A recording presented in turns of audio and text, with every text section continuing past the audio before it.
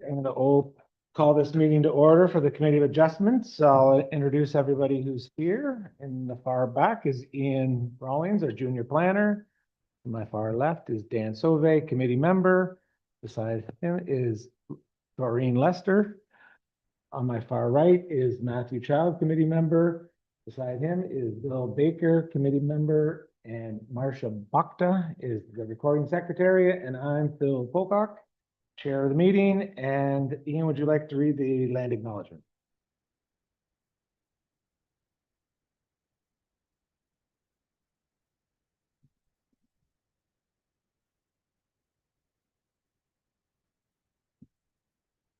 Thank you, Chair. Through you.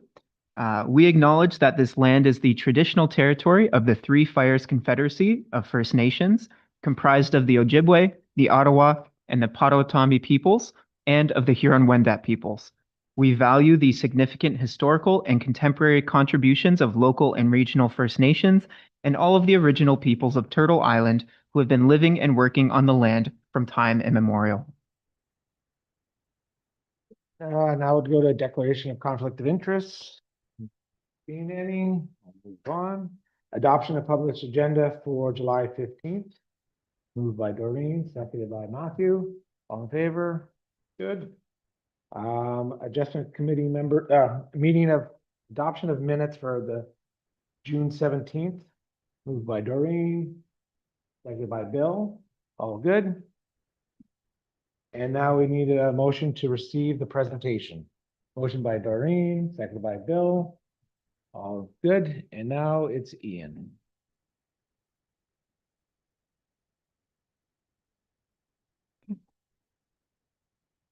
Through you, Chair, I would like to, we have one application tonight for the property 400 Center Street East, being B1225, located at the end of Center Street East, east of Arthur Street North in Harrow.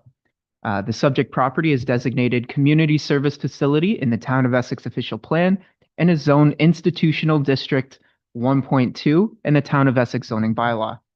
The property currently contains the Harrow Elementary Public School and is 3.8 hectares in lot area.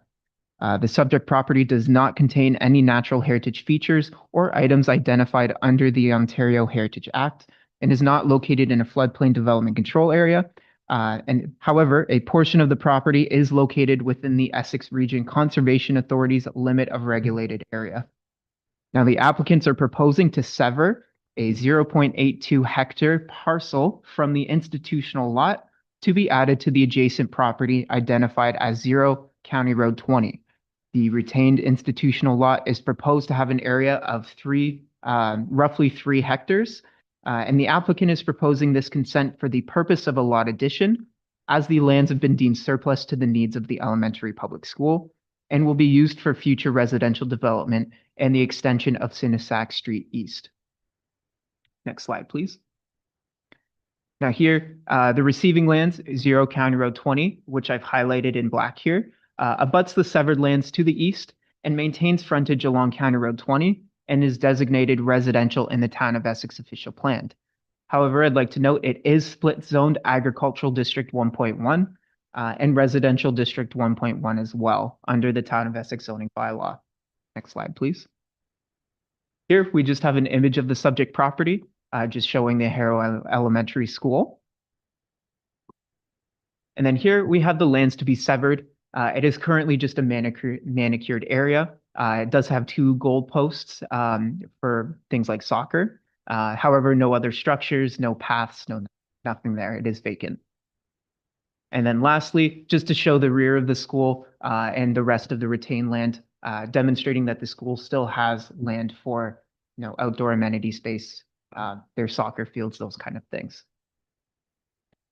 Now, for the policies that were considered for the consent application, the provincial planning statement and County of Essex official plan permits lot additions for minor legal and technical reasons and supports the efficient use of surplus lands for further development purposes. Both the retained and severed lands abide by the respective zoning regulations of the I-1.2 zoning district, and the severed land is required to merge with the receiving lands. There will be no impacts to any municipal services. Now, a site plan control agreement is registered on title for the development of the elementary grade school. However, the agreement does not contain or reference the lands intended to be severed tonight. Therefore, an amendment to the agreement is not required. Lastly, the official plan is supportive of the lot addition as the land will be used to support future residential development and an extension to Sinisac Street.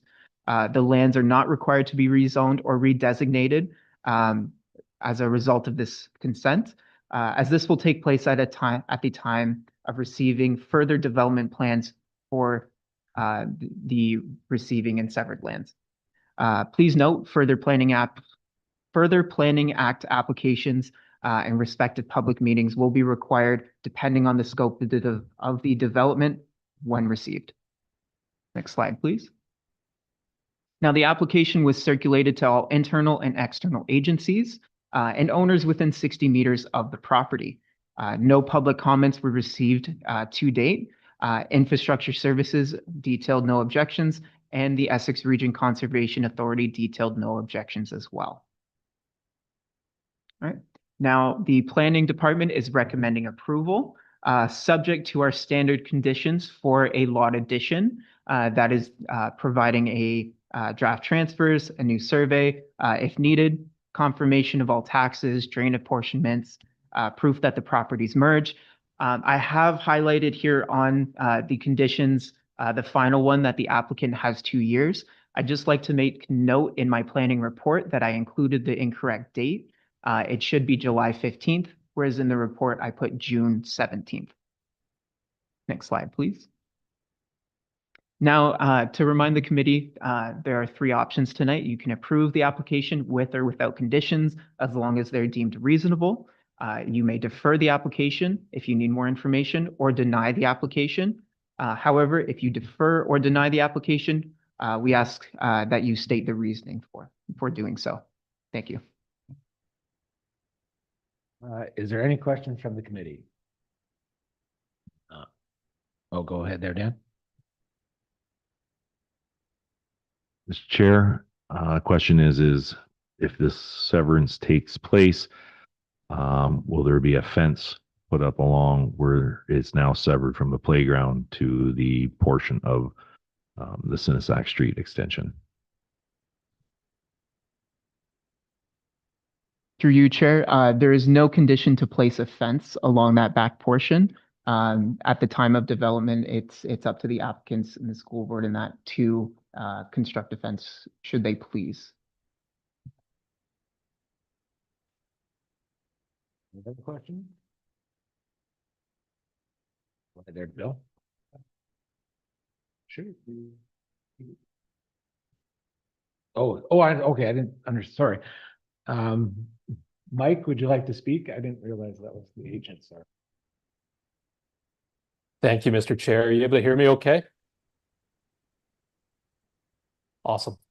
Good afternoon to everyone. My name is Mike Davis, a partner with Civic Planning and Design. We're an urban planning studio based in London, here today on behalf of our client, the Greater Essex County District School Board. Appreciate you allowing me to attend virtually. I would have loved to be there in person, but with scheduling today, that was a challenge. We've reviewed the staff comments. We're in full agreement with the overall recommendation and the conditions attached. Big thanks to Ian. He was awesome to work with. We appreciate his help with this. As he alluded to in his presentation, basically that northern portion of the site on the east side of the terminus of Sinisac Street has been declared surplus by the school board. It's not needed for their operations. So the intent here is to sever those lands, and those would be conveyed to that adjacent large parcel for the purposes of future residential development. And that may involve an extension of Sinisac Street, as Ian alluded to.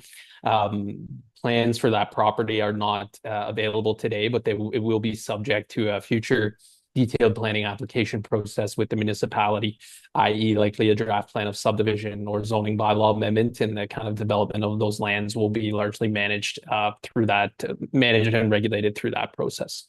That's my comments today. If there's any questions from committee members, I'm happy to address those as best I can. Questions from the committee, the agent. Go ahead there, Dan. Through you, Chair. Question I have is a motion to make a condition to have a fence placed at the rear of that property of the severance.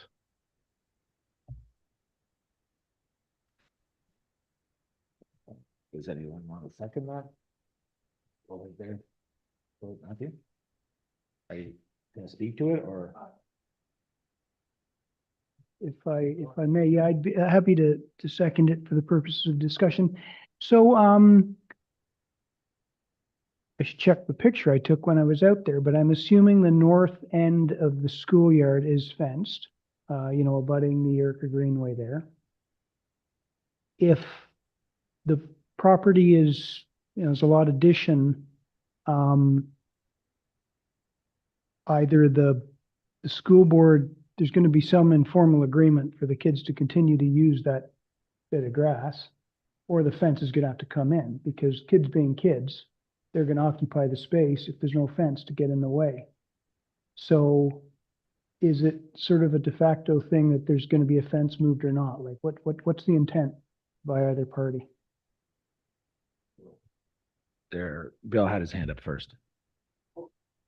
Okay, go, Doreen.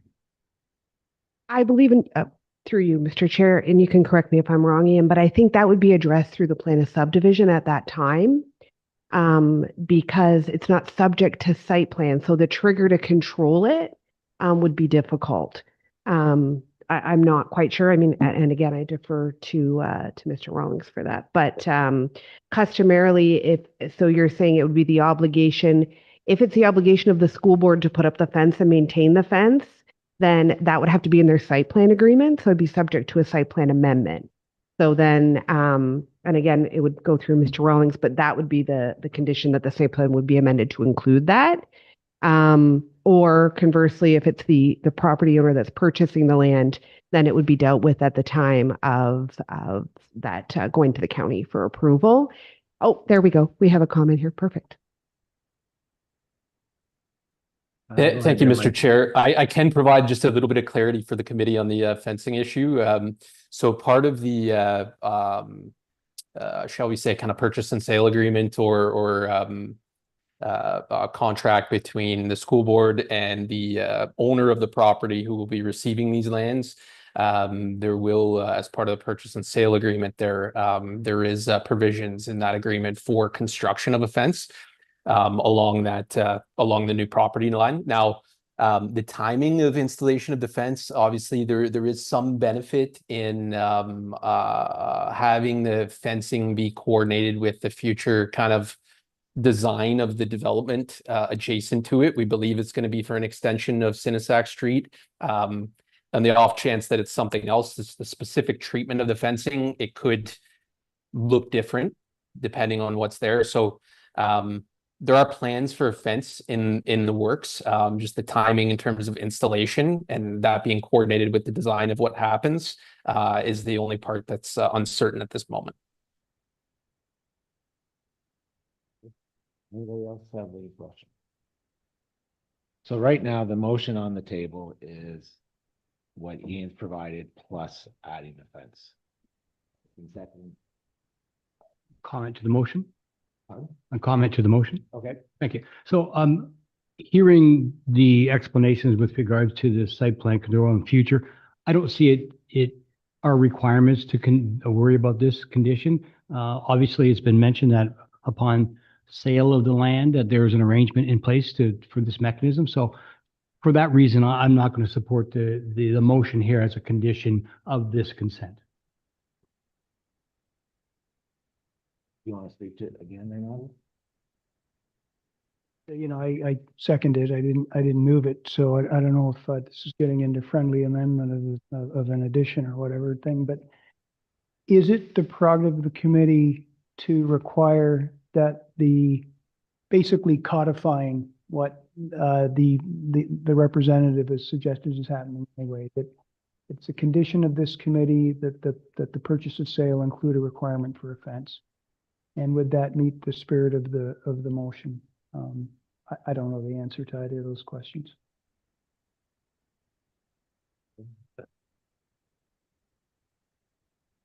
Go ahead there, Bill. I don't see how we can control condition of sale. We are here to approve or deny or defer the consent application. The conditions of sale are upon the recipient as the sale of the land. So for that reason, I don't see that this is part of the condition for consent. It's my opinion. We can't do condition of sale, but we can condition to the motion that, of the application. So I think that is, as long as it's reasonable, a reasonable condition. And I don't see an issue with that, but if the committee wishes to defeat this motion to have the fence part of the conditions, then we'll approve it then, or we'll deny it then. So, anyways, can I call the question? Oh, do you want, I want to call the question. Oh, you want to say there's something, Dan? Sure. Chair, the reason why I make this motion is because I want to ensure that the school board has the safety of the children in mind, that that fence gets placed in a timely manner with this severance in place. Is not, I get it for the consent of the sale, but at the same time, is to ensure that the school board, this ensures the safety factor of the kids, making sure that that boundary is fenced off, and that's all.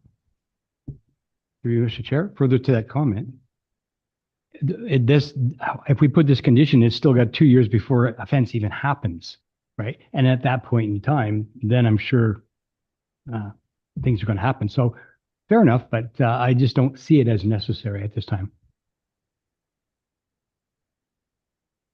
Necessary. If the school board puts a fence in, it's our tax dollars paying for that fence. Whereas if it's a condition, like the representative is saying, the agent's saying of their agreement, if we make it a condition, it is now the school board's obligation to put it in and the taxpayer's obligation to pay for it. When really the recipient of the land should be the obligatory person to carry that debt. It's going to be an expensive fence. It's a big area. It's also the school board's property, I believe, and you can correct me if I'm wrong, but there's an entire set of regulations that the school board must follow regarding the safety of those children. And it even goes to the liability of the principal of that school for the safety of those children. So I'm fairly, I would like to say, fairly confident, and again, maybe you can clarify if I'm wrong, but if for some reason the condition falls through on the sale and they purchase it and excavators are back there developing that land, a fence is going to go up because they have to legally care for those children as if they're their own. Now, if it's vacant residential land, it's different. There's all over, there's schools where houses abut properties without a fence, right? But at the point of the development, it's going to be able to be caught because all that huge area of land is going to go through the county development as well. So I don't know. I just, as a taxpayer, I know it's not our necessarily local tax dollars, and I don't know how that works, but that's just my comment. So for that reason, I will not support the motion at hand. Thank you. I'm gonna call the question, see how it goes. So all in favor? All opposed?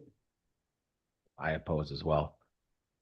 So now that that's defeated, we need another motion for the application. Go ahead there, Doreen. I make a motion to grant the consent with the conditions as noted by and recommended by Mr. Ross. No? All in favor? All opposed? Anything? Motion passed. Congratulations. Thank you very much, committee. Thank you. And now I need a motion for adjournment. Doreen and, oh, Matt got his hand up before you there, Bill. All right, we're all done. Thank you.